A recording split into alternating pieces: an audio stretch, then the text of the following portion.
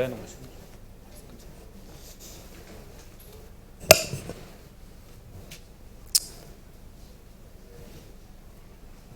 Bonjour à tous.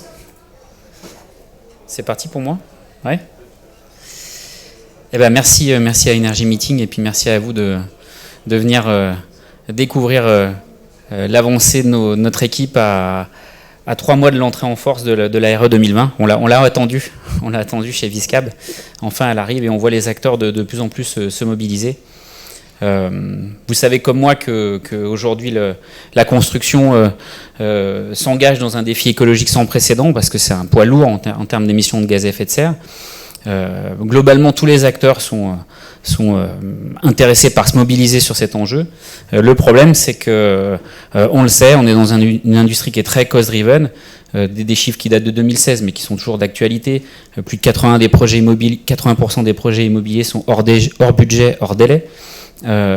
Et quand on interroge les professionnels de la construction sur l'arrivée de la RE 2020, ils anticipent des augmentations du coût de construction de l'ordre de 4 à 5%, ce qui fait que on a un gros enjeu écologique, mais en face de ça, une marge de manœuvre qui est très faible.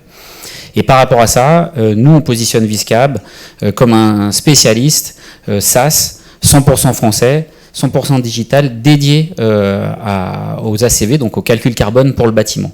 Ça veut dire quoi? Ça veut dire que ce qu'on fait au quotidien avec notre équipe, c'est de mettre le meilleur du digital et le meilleur des sciences de la donnée au service de la transition carbone du bâtiment, des outils de conception, des outils d'aide à la décision dédiés aux professionnels de la construction et l'immobilier. On est 25 talents engagés dans une construction plus sobre et décarbonée. Ça fait de nous un acteur assez unique sur le marché parce qu'on mixe à la fois des compétences en expertise spécifique bâtiment et ACV bâtiment, des compétences de recherche et développement de pointe. On a une technologie qui vient au départ de l'école Polytechnique fédérale de Lausanne en Suisse. Et puis une vraie passion pour développer des outils digitaux qui permettent aux acteurs de s'engager avec un maximum de facilité, de gagner du temps, de gagner de l'argent en fait sur ces phases-là. Donc notre cœur de métier, c'est vraiment de développer du SaaS, donc du software as a service, pour toutes les étapes de conception et de prise de décision dans le bâtiment. On est soutenu dans cette ambition par deux acteurs, deux investisseurs de référence qui nous backent et qui financent en fait notre phase d'amorçage. C'est la Caisse des dépôts, Banque des territoires, et puis c'est AO PropTech qui est le plus gros fonds VC en Europe dédié à l'investissement dans les tech, construction tech, PropTech. C'est important pour nous effectivement d'avoir ces partenaires parce qu'ils vont nous aider à se développer sur le marché français et ensuite se développer à l'échelle européenne. Ce qu'on fait, c'est donc développer des outils de conception et d'aide à la décision qui vont permettre de fiabiliser et sécuriser l'acteur sur leur calcul carbone le plus en amont possible dans le processus de conception. C'est aussi de l'accompagnement opérationnel au quotidien, du support, parce que vous allez voir, je vais en parler juste après, il y a un énorme effort de formation à produire pour emmener toute la filière et développer du partage de savoir parce que en fait je dirais que les premières questions que nos clients nous posent c'est ok, moi je veux construire plus décarboné, mais comment je fais, où sont les ordres de grandeur, combien ça va me coûter. Donc c'est vraiment on est vraiment au tout début et dans cet amorçage et cette accélération du marché, il y a un vrai besoin d'être dans une logique d'intelligence collective et de partager du retour d'expérience au-delà des outils, au-delà des abonnements qu'on va vendre. Donc j'en parlais juste avant, ce qu'on estime c'est qu'il y a 12 à 15 000 professionnels qui sont à équiper dès 2022 pour pouvoir faire face à ce besoin de généraliser la comptabilité carbone sur tous les projets neufs. Pour un bureau d'études type de 15 collaborateurs, ça veut dire qu'on va avoir un équivalent temps plein, ça sera sans doute pas une seule personne, mais qui va absorber cette masse de calcul.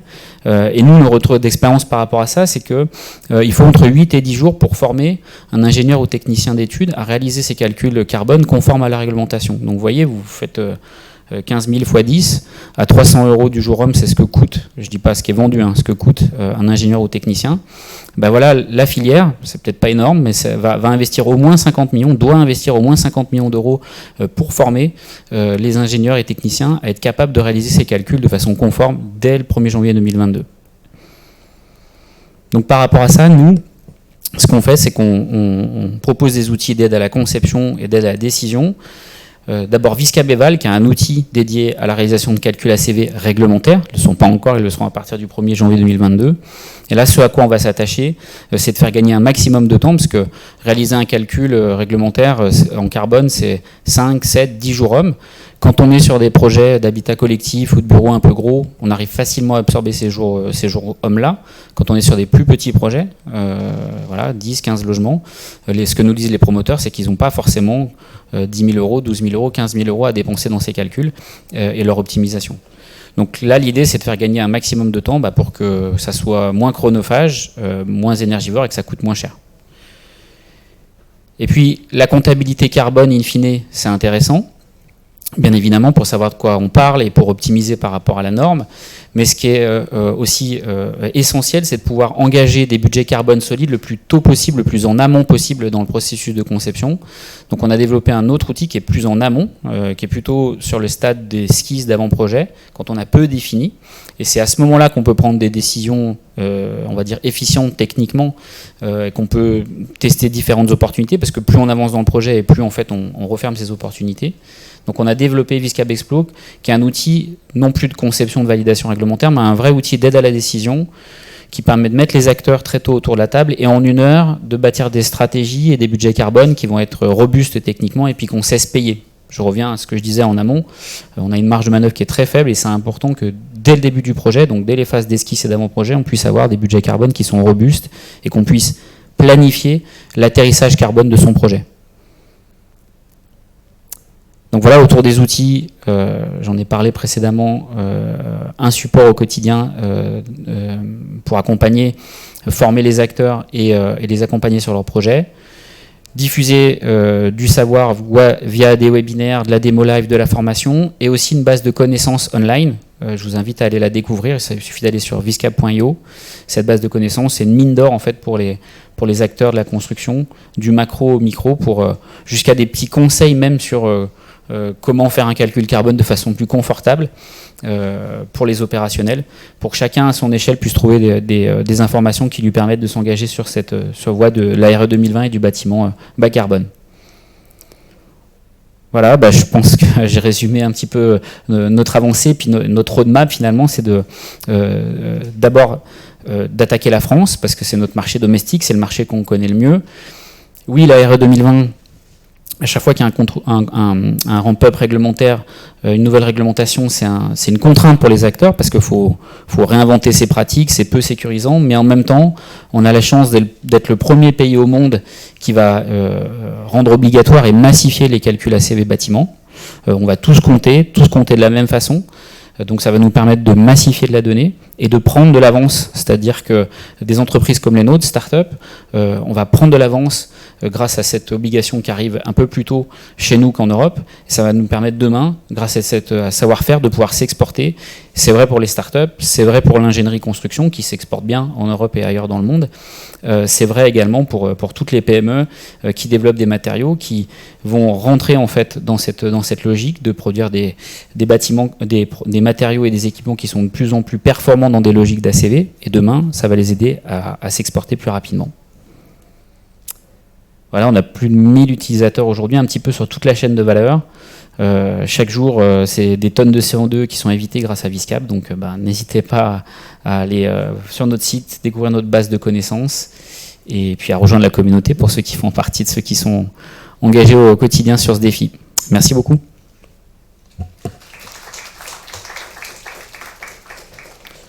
Alors, je crois que j'ai rattrapé le retard des intervenants précédents, vous avez vu. Donc du coup, on a un petit peu de temps pour les questions, donc n'hésitez pas. Et sinon, on est sur le village Startup, donc qui est tout autour de l'Atrium, et on est au stand numéro 3.